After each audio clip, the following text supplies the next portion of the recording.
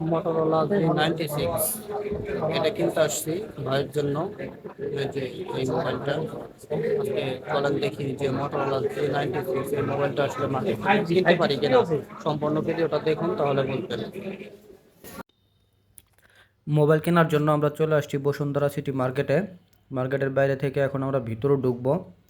একদম সকালবেলা, এখন দোকানপাট খুব ভালোভাবে খুলেও নাই, অনেক সকাল সকাল চলে আসছি আমরা।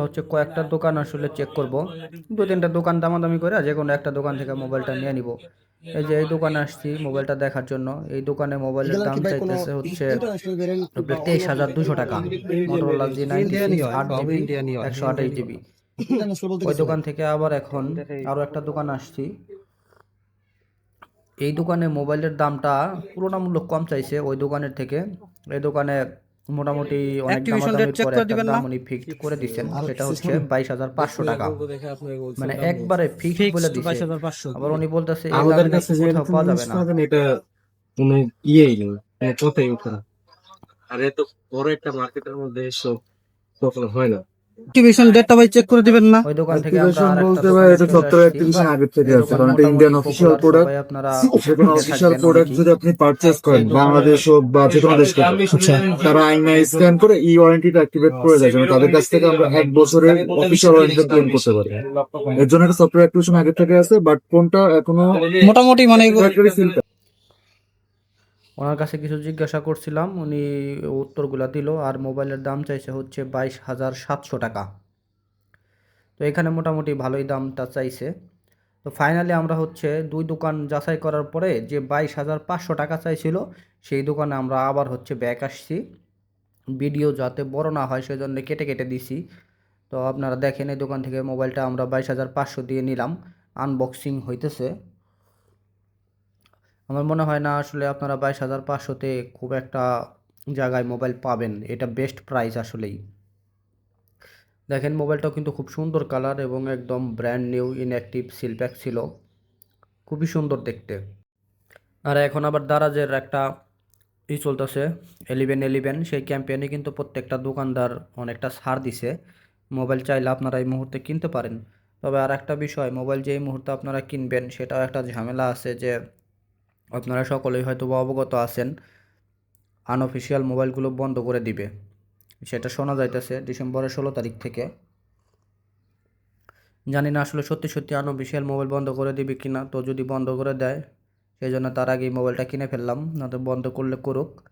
সিমটা অ্যাক্টিভ করা থাকলে তারা আর বন্ধ করবে না, সেই জন্যই। তো মোবাইল আসলে মোটো G96 অন হচ্ছে। দেখেন মোটো G96 মোবাইলটা কিন্তু অন হয়ে গেল। এটা আসলে হালকা একটা কার্ভ ডিসপ্লে, অতটা বেশি কার্ভ না। মোটোরোলার একটা মোবাইল এস বের করছিল, সেটা কিন্তু অনেক বেশি কার্ভ ছিল। এটা আবার একটু হালকা কার্ভের মধ্যে দেখতে সুন্দর লাগে। আর একটু লম্বাটা টাইপের হওয়ার কারণে হাতে একদম ভালোভাবেই গ্রিপ হয় সুন্দরভাবে। মোবাইলটা এখন আসলে স্টার্ট করতে হবে। মোবাইলটা আস্তে আস্তে স্টার্ট করে ফেলি। মোবাইলটা সেটিং করতে করতে আপনাদের কাছে কিছু কোশ্চেন আমি রেখে যাই। সেটা হচ্ছে যে 22,500 টাকা দিয়ে মোবাইলটা আমি কিনলাম। আমার এই মোবাইলটা 22,500 টাকা দিয়ে কিনা কতটুকু যুক্তিসঙ্গত হইলো আপনারা কমেন্টে আমাকে জানাবেন। কিংবা আপনারা 22,500 টাকার নিচে কেউ মোটো G96 মোবাইলটা কিনছেন কিনা সেটাও জানাবেন। তাহলে হয়তোবা আমি বুঝতে পারবো যে এই মোবাইলটা কিনে আমি ঠকলাম নাকি জিতলাম। আর একটা বিষয় আপনারা আমাকে জানাবেন যে আপনারা যারা মোবাইলটা ইউজ করেন তারা আসলে মোবাইলটার ফিডব্যাক কেমন পাচ্ছেন, যে মোবাইলটা আসলে কেনা কেমন হইলো। আর মোবাইলটা যেটা আমি কিনলাম সেটা আসলেই অরিজিনাল সিলপ্যাক কিনা, কিংবা এই মোবাইলে কোনো সমস্যা আছে কিনা, অরিজিনাল নাকি আমাকে ডুপ্লিকেট মোবাইল ধরাই দিল, যে 22,500 টাকা দাম একটু কমে পাইলাম, সেটাও বুঝতেছি না। তো আপনারা যারা ইউজ করেন আসলে তারাই বলতে পারবেন মোবাইলটা আসলে কীরকম, আমারটা অরিজিনাল নাকি নকল। দেখেন মোবাইলের ইনিশিয়াল ক্যামেরাটা আপনাদেরকে একটু চেক করে দেখাই। ক্যামেরাটা কিন্তু আমার কাছে প্রথম অবস্থায় দেখে কিন্তু খুবই দুর্দান্তই মনে হইতেছে। আমি স্যামসাংয়ের A36 A56 চালাইছি কিছুদিন আগে, সেটার মতোই, প্রায় ওইটার মতোই লাগতেছে। তো ওইটার মতো যদি হয় দাম তো ধরেন অর্ধেকের, প্রায় অর্ধেক। তো সেই হিসেবে মোবাইলের ক্যামেরাটা কিন্তু আমার কাছে ভালোই মনে হয়েছে। এখন জানি না পরবর্তীতে আপডেট দিয়ে নষ্ট করে দেবে কিনা, কিংবা পরবর্তীতে কি করবে সেটা। তবে এখন আমার কাছে খুব ভালোই মনে হইতেছে, ক্যামেরার আর ভিডিও কোয়ালিটিটাও কিন্তু স্টেবিলাইজেশন ভালোই কাজ করতেছে, খারাপ না। এই দামে আমার কাছে দেখে ভালোই মনে হচ্ছে। আর আপনারা যারা ইউজ করেন তারা এর ক্যামেরা ভিডিও পারফরমেন্স কেমন সেটাও একটু জানাবেন। দেখেন মোবাইলটা খুবই হ্যান্ডি এবং হ্যাঁ পাতলা।